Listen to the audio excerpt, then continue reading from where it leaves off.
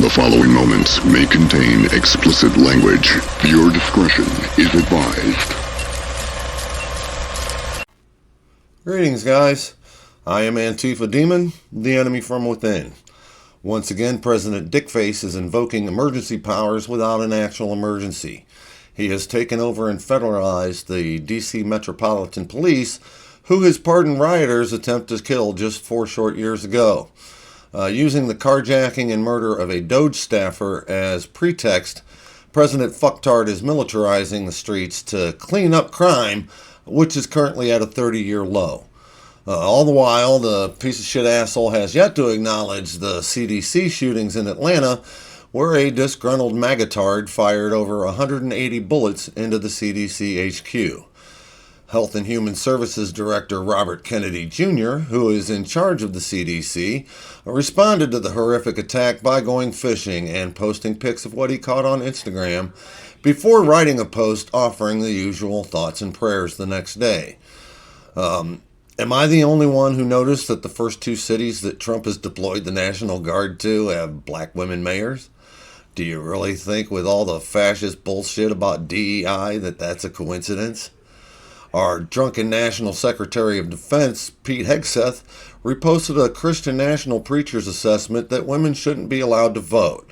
In case you don't know, Christian nationalist is a euphemism for Nazi.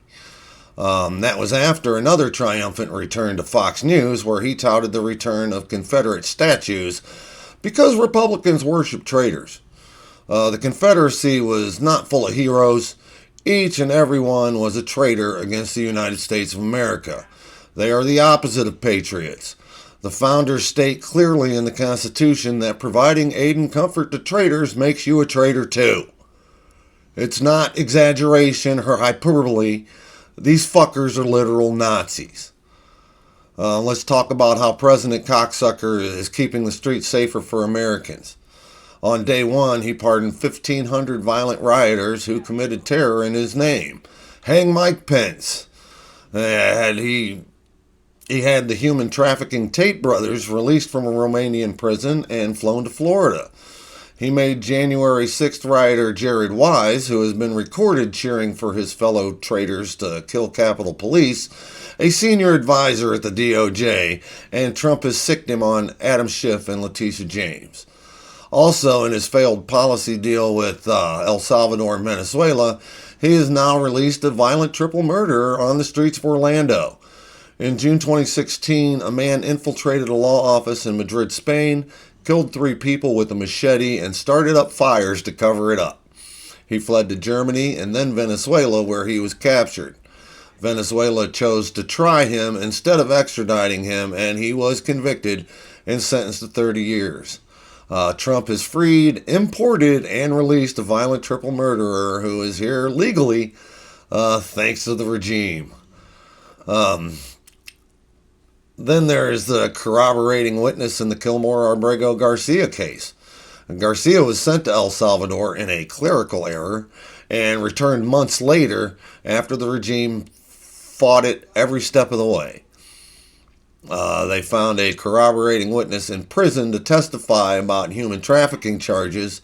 The man, who has an extensive rap sheet including cocaine possession, public drunkenness, and weapons charges, has been released despite being scheduled for deportation a 6th time. His latest arrest in Texas was for firing at least 11 shots out of the passenger side of a pickup truck window in a suburban Houston neighborhood before passing out drunk. All of this hypocritical tough-on-crime bullshit is just a distraction to the fact that the administration is partial to pedophiles. Attorney General Pam Bondi refused to charge Jeffrey Epstein when she was AG in Florida, and now her main concern is that Ghislaine Maxwell is living the good life at Club Fed. No alligator Alcatraz for her, because she's white. And that's all the Republicans care about. J.D. Vance can try to pin it on Dems and lie about trips to Epstein Island all he wants, but all the pedophile arrests I've seen have been MAGA cops and preachers. And I seriously doubt that J.D.'s couch was 18. So if you speak the truth, you're always right. I'll see you in hell.